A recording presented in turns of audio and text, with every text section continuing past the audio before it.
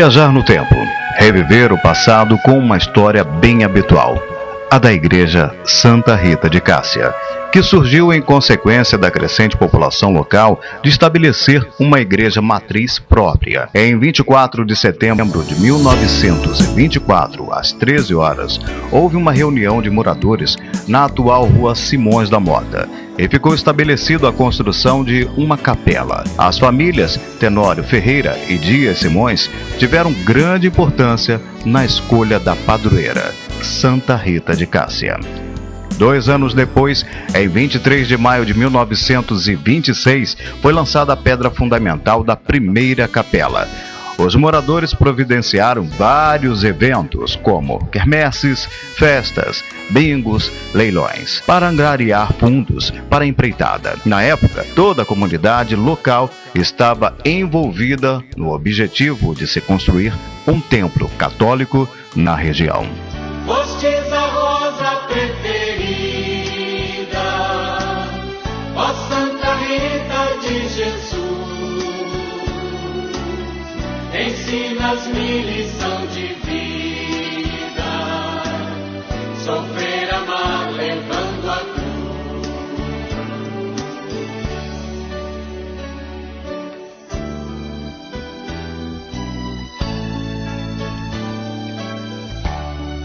1931.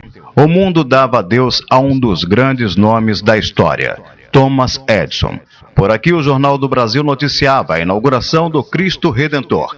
E na nossa comunidade, as obras estavam para terminar. As obras do templo, que receberia o título de Matriz, com a criação da paróquia Santa Rita de Cássia em 18 de agosto de 1931, tendo então seu território desmembrado da paróquia de São Marcos, em Oswaldo Cruz, a qual estava ligada. Pouco depois, em 15 de novembro, ocorre a inauguração definitiva do templo, por ocasião do término das obras. Na cerimônia da bênção da nova matriz, Sua Eminência, o cardeal Dom Sebastião Leme, foi recebido com muito carinho e alegria pela comunidade. A igreja antiga era... Não tinha, né? Tinha uma pedra só. Quando eu comecei, ali fazia-se a ladainha à noite, tinha sempre ladainhas, missa campal. Mesmo tendo sido elevada à categoria de igreja matriz, a paróquia Santa Rita de Cássia recebe seu primeiro pároco residente, em maio de 1933, Padre Raimundo Fuente, da Congregação dos Sagrados Corações, que permanece até abril de 1934. Em seguida, chega o padre Basílio Romão, da mesma congregação, que permanece até julho de 1942. Padre Basílio foi um homem que venceu inúmeras dificuldades para melhor servir ao Senhor. Conseguiu, com auxílio dos paroquianos, levantar o corpo da igreja e construir um salão paroquial, onde funcionava teatro comunitário. Foi ele quem inverteu a frente da igreja antiga, da Rua Simões da Mota, para a estrada principal, a atual Estrada do Otaviano. Em 1942, a Congregação dos Sagrados Corações entrega a paróquia para a diocese e chega então o primeiro padre secular diocesano, Padre Carlos Fernandes Dias. E justamente nesta época é fundada em nossa paróquia uma escola primária chamada de Educandário São José, que teve como diretora a senhora Diná Tenório, que também era organista do coral. Ela foi uma grande personalidade de nossa paróquia ao longo desses 80 anos de história. A dona Diná foi uma pessoa muito forte aí na igreja, né? Ela foi professora daí da escolinha que tinha, né? E era organista. E ajudou muito, trabalhou muito na igreja Santa Rita. A dona Rosária com a dona Laurinda, ela ajudou muito, elas trabalharam muito. Elas é que iam apanhar a comida que mandavam para cá, a alimentação para os pobres. Elas é que iam na cidade, elas que resolviam os papéis, elas que traziam. Elas compraram uma coisa para pesar. Tudo elas é que faziam, dividiam aquilo tudo, trabalharam muito. E Dona Madalena também, como ajudando também, ele sempre ajudando ali a elas, né? Dona Dora, Dona Cássia, sempre ajudando ali, fazendo as suas festinhas, sempre nas barraquinhas. E todos naquela época ajudavam, né? Seu Hernani foi um pioneiro aí da igreja, que eu não esqueço dele nunca, né? Seu Hernani foi uma pessoa muito querida aí nessa nossa igreja. Após 12 anos, Padre Carlos se despede da nossa comunidade em fevereiro de 1954 e chega Padre José Abelino Quadra, que permanece até maio do mesmo ano, seguido do Padre Célio Sebastião de Almeida, que permanece de maio a outubro também de 1954, sendo sucedido por Padre Adelino Vieira Goldino, que permanece até o ano de 1957. E é justamente neste ano que Padre Carlos retorna à paróquia de Santa Rita de Cássia. A história de vida de Padre Carlos se confunde com a história da paróquia Santa Rita de Cássia, levando em consideração que passou exatamente 45 anos de sua vida se dedicando ao crescimento tanto material quanto espiritual da comunidade.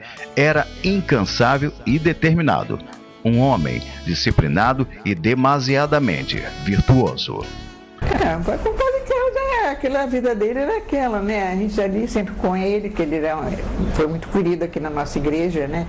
Muitos anos que levou aí o tempo todo. Gostava muito dele, muito mesmo. Senti muito quando ele se foi. Na época, a extensão da nossa paróquia era muito grande e compreendia os bairros circunvizinhos de Rocha Miranda, Honório Gurgel, Coelho Neto, Colégio e parte de Madureira, conhecido na época como Magno. Padre Carlos era o único sacerdote da redondeza que não tinha automóvel e fazia suas visitas pastorais às famílias em uma bicicleta com pouca mobilidade. Durante essa segunda gestão de Padre Carlos que surge a doação do terreno onde funciona o centro paroquial. Este terreno foi doado pelo senhor Antônio Pinto, tio-avô da senhora Alzira Fernandes. Ele doou esse terreno para fazer que estão fazendo essa obra, né? Ele morava ali, ficou com a metade do terreno e a metade para cá ele cedeu. A paróquia Santa Rita de Cássia sempre teve sua atividade muito intensa com o trabalho missionário e evangelizador das pastorais, movimentos e associações. Entre tantas que hoje existem, destacamos algumas que acompanharam toda a caminhada ao longo desses 80 anos, como o Apostolado da Oração, a Congregação Mariana, a Liga Católica e a Menina dos Olhos de Padre Carlos, a Associação de Santa Rita, que era dividida por alas masculina e feminina.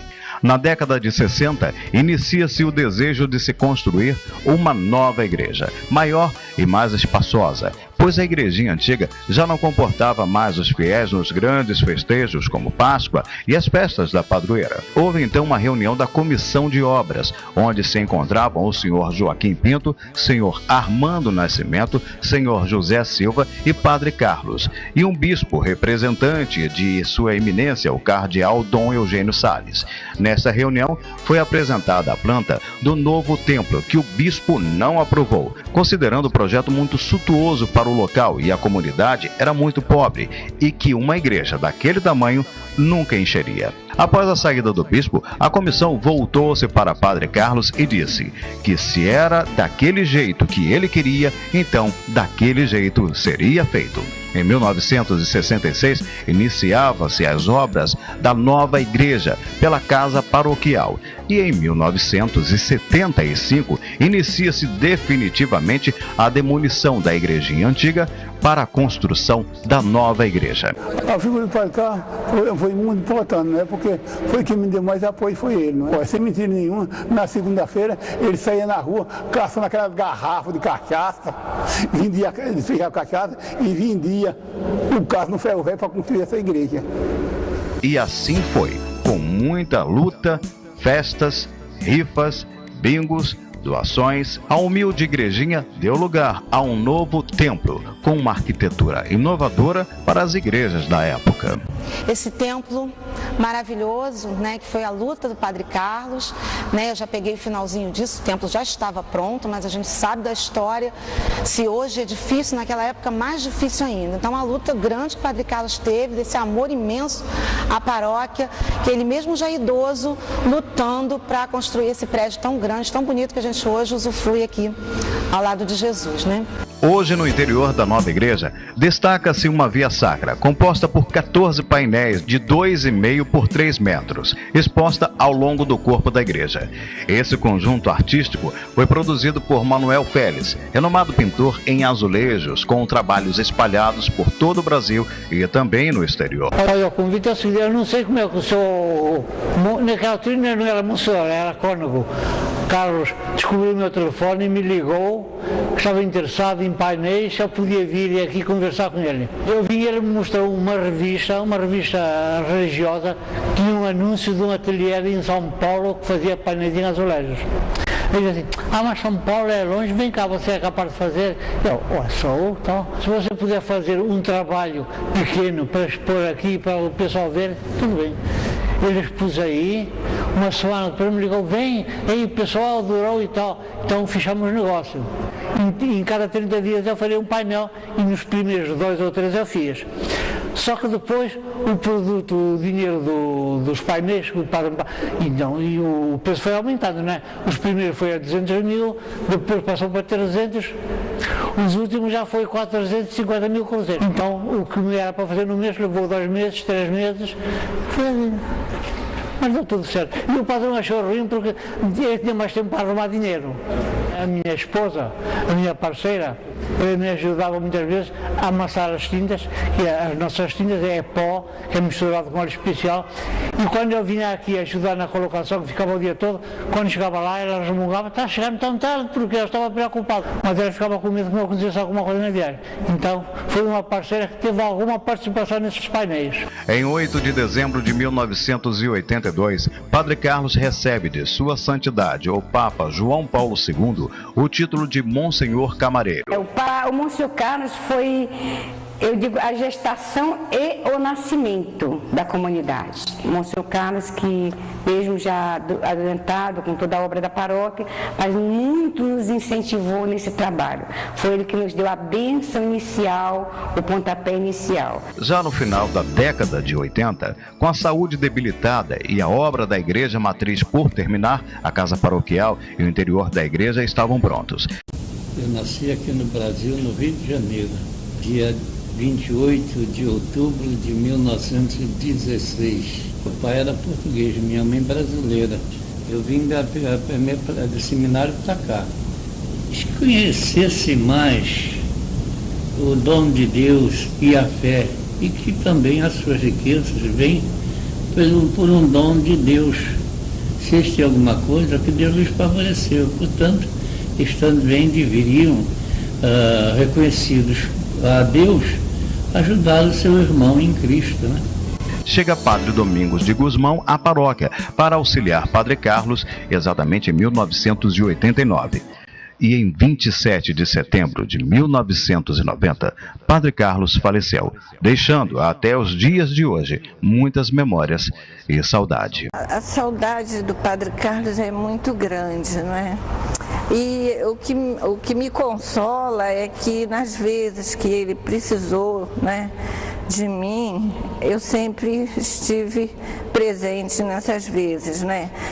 Infelizmente, algumas vezes levei ao Brasil-Portugal, né? Uma vez o Antônio foi pessoalmente, né, à minha residência e falou assim, olha, o padre não está passando bem. Aí fez aquele trejeito como quem diz assim, mas eu acho que nem vai adiantar.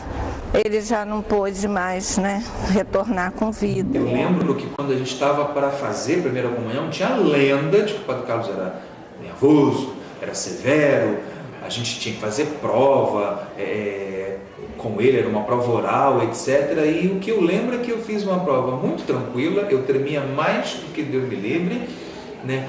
Mas foi tranquilo, ele foi acolhedor, ele tinha um prazer danado de chegar nas aulas de catecismo no sábado de manhã e ao fim de cada aula levar aquele biscoitinho da Piraquê pra gente, e a gente levava aquele saquinho da CCTL vazio dentro da bolsa, né, para sair comendo biscoito, né, no fim da catequese. E ele fazia isso com um carinho tremendo. Com certeza ele deixou muita saudade lá, e para mim é um exemplo muito grande de um bom padre, um padre dedicado à paróquia, um padre que doou sua vida na comunidade. Sem dúvida nenhuma, uma lembrança muito feliz. O trabalho de Padre Domingos é caracterizado no incentivo aos grupos de oração, e seu trabalho renovador coloca nossa paróquia no ranking das igrejas mais carismáticas da década de 90. Depois veio o Padre Domingos, que era um carinho total, muito próximo das crianças, muito próximo dos catequistas e de nós também, de toda a paróquia, né? A gente não esquece desse carinho, é como se deitasse num ombro amigo. Padre Domingos, né, que também nos ajudou, e por outro lado também foi um pouco a nossa purificação, né? Em 1995, Padre Jerônimo Peçanha assume nossa paróquia. Seu trabalho é caracterizado na criação de novas pastorais. Mandaram a mitra, mandou o documento, a provisão, avisando que eu iria ser transferido para a paróquia em Turiaçu, na Santa Rita de Cássia. Eu sei que para mim foi uma experiência inusitada, porque os jovens, a igreja ficou muito cheia nesse período que eu estava lá nesses 8 anos. E era mais assim, estar com os jovens, procurar estar com os jovens, estar com as crianças, estar com os adultos, visitar os doentes, era mais assim. Um sacerdote extremamente amigo da comunidade, onde criou um elo de amor e união, com uma alegria contagiante que tocava a todos. Deu muita liberdade para a gente trabalhar com relação às peças, às histórias feitas na missa, então a gente tinha liberdade mesmo de atuar com as crianças, ele estava sempre presente. Há um episódio muito engraçado, eu quero até citar a questão do Padre Jerônimo pelo seguinte: a gente fez um almoço das catequistas e foi um churrasco inesquecível, né? E era a moda do karaokê, e a Sandra levou um karaokê. Ah, menina, o Padre Jerônimo dançou com a gente, aquilo, o padre dançando, né? Foi tão próximo, né? Deixou as catequistas tão felizes. Pô, que legal, a gente se sentiu bem de estar ali com uma pessoa que luta tanto por Jesus, mas que gosta da música, que vive com os catequistas aquilo que eles vivem também. Padre Jerônimo foi quem deu o pontapé inicial aos projetos do centro paroquial. E o Padre Jerônimo foi assim também muito importante. Veio a preparação que fosse fundado em cada vicariato um lugar de culto ao Sagrado Coração de Jesus. E o Padre Jerônimo com o Monsenhor Gilson em conjunto acharam por bem que aqui deveria ser o local, né, fosse criada uma capela dedicada ao Sagrado Coração de Jesus. Então, no dia 8 de dezembro de 97, foi inaugurada a capela pelo Monsenhor Gilson e Padre Jerônimo. Um fato curioso: foi na sua gestão a troca de imagens da padroeira. Em 2002, durante a visita pastoral de Dom Rafael Cifuentes, demonstra grande interesse pela beleza da imagem de Santa Rita, esculpida em madeira e vinda de Portugal, que se encontrava na sacristia. A pedido do bispo, a antiga imagem é guardada, sendo substituída pela de madeira, que artisticamente é mais bela. Em fevereiro de 2003, a paróquia é assumida pelo padre Paulo Hammurabi, padre que deixou sua marca na reorganização da paróquia. O padre Paulo, que a gente estava bem precisando de uma certa dose, né? Que a gente ficou meio abusado, sabe? Então a gente precisava da disciplina do Padre Paulo. E Jesus faz as coisas certas mesmo, né? Quando a gente precisa de uma disciplina, ele manda alguém com disciplina. E do Padre Paulo também, inesquecíveis homilias, né? Não há quem, todo mundo comenta e todo mundo sente falta daquelas homilias maravilhosas que ele fazia. E a gente saía assim, né? Né? Mas tinha um puxão de orelha também, o que era bom, porque eu já disse, a paróquia precisava. Mostrou à comunidade que é possível e necessário a comunhão das tradições com as inovações. Homem de fé e oração, movimentou a comunidade com adorações e procissões. O Padre Paulo fazíamos a procissão do Sagrado Coração de Jesus da comunidade para a paróquia de Santa Rita de Cássia. Achou por bem que teria que sair da paróquia e vir para a comunidade. O zelo pela liturgia é uma de suas grandes características. foi destemido ao dar início às obras do centro paroquial, que hoje serve a comunidade em festas, retiros, reuniões e projetos sociais. Em 8 de janeiro de 2007 chega o 11º pároco, Padre Ivanelito Pereira. Eu era o forâneo da região, lá do oeste, e era responsável por 12 paróquias. Tem uma paróquiazinha, Santa Rita de Cássia, num bairro chamado Palmares, muito bonitinha, lá em cima, aquela coisa redondinha, muito bonitinha, muito aconchegante. E lá, na época, estava sem padre. Eu dava assistência lá nessa paróquia, na Nossa Senhora Aparecida, em Santa Rita de Cássia. E então eu fui até Dom Assis e pedi para ir para essa paróquia. Eu até me sentia muito bem. Eu falei, não, Ivanelito, aguarda um pouquinho mais e depois nós vamos ver a sua transferência. Eu falei, sim senhor, você pode contar comigo, eu estou à sua disposição. Aí ele me chamou lá no gabinete e me comunicou, olha, Ivanelito, tem uma paróquia em Turiaçu. Eu falei, onde é isso, Turiaçu?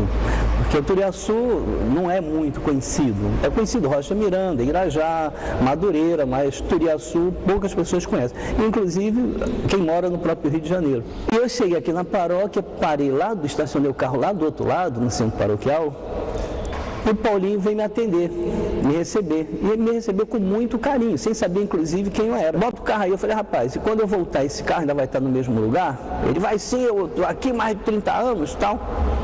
Quando acabou a missa, eu voltei a pegar o carro. Eu falei, poxa, eu vou comer um cachorro quente. Eu fui com ele comer um cachorro quente e lá eu esqueci a carteira no carro, ele me levou num lugar mais distante e ele pagou o cachorro quente. E essa foi uma das admirações que eu tive com ele exatamente por isso. Ele, sem saber quem era, me acolheu com muito carinho e eu fiquei com uma boa referência da paróquia. Fui numa confraternização da Arquidiocese, dia 4 de dezembro, não esqueço mais. E aí ele me conversou comigo, me apresentou o Padre Paulo, eu conversei com o Padre Paulo me trouxe aqui na paróquia, e aí eu falei, Paulo, tudo bem. Aí Padre Paulo, você assume que eu estou indo embora, que eu tenho que resolver uns problemas meus, e ele ia estudar também fora do Brasil. E aí eu aceitei, fui até Dom Assis e respondi, tudo bem, Dom Assis, a hora que o senhor quiser, eu estou à disposição. Homem caracterizado por um dinamismo ímpar e conservador dos costumes locais. Aí sim veio o Padre Ivanelito, então trouxe de volta aquele carinho, aquela proximidade com as crianças, né? Estar próximo por dentro das pastorais, isso pra gente é muito importante, né? Você está trabalhando na pastoral, você não tem um padre distante, mas alguém que está com você, que acompanha a liderança, que acompanha a coordenação, que acompanha o que cada catequista está fazendo. Então isso pra gente é muito importante. Outro dia mesmo falei para ele que vai ficar sempre no meu coração o Padre Ivanelito humano, próximo, carinhoso, feliz de estar vendo as pastorais crescerem. Sua gestão tem sido marcada pela continuação das obras do centro paroquial. Se Deus quiser, breve, e todas as paróquias que eu passei, todos os padres que eu conheço, eles sempre terminaram, que não foi o que começou, mas o outro sempre acaba concluindo as obras que começaram. Mas a gente acredita assim que breve, se Deus quiser, já comemorando os 80 anos da paróquia Santa Rita de Cássia, é um prazer para nós realmente breve concluirmos toda a obra do centro paroquial Santa Rita de Cássia. As melhorias no templo e o trabalho pastoral junto à comunidade também são marcas registradas. O Padre Ivanelito, que tanto tem nos apoiado, tanto tem nos incentivado, né, foi nutrido aqui na comunidade Peregrino de Jesus. Seu marco é o início da caminhada da comunidade de Nossa Senhora da Conceição Aparecida no Morro do Faz Quem Quer. Essa experiência de trabalhar com as pessoas mais...